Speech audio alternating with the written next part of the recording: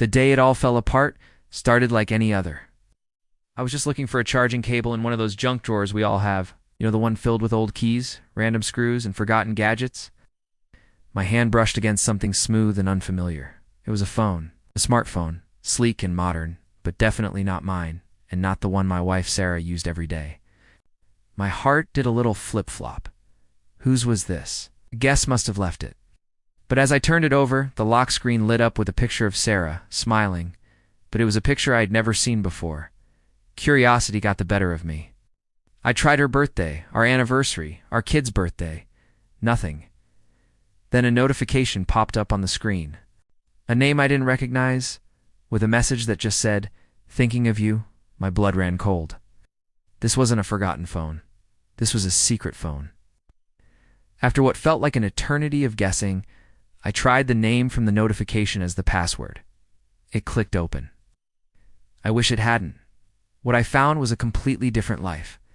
A life Sarah was living without me.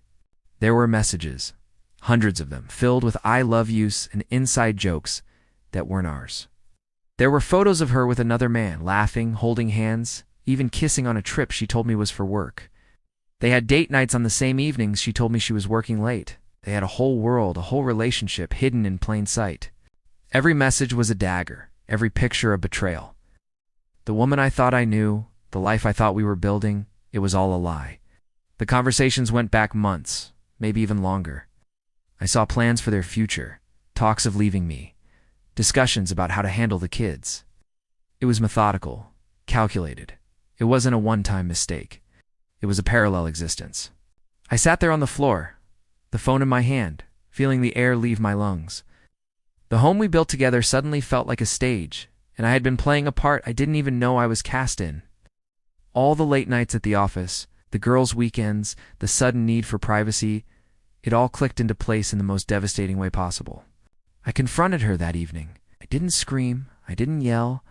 I was too broken for that. I just placed the phone on the kitchen table between us.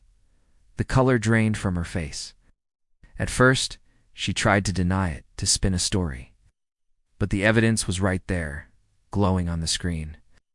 The truth, ugly and undeniable, finally came out. There were tears, excuses, and pleas, but the trust was shattered beyond repair. It was like a vase dropped from a great height. You can try to glue the pieces back together, but it will never be the same. The cracks will always be there. Our marriage didn't survive that night.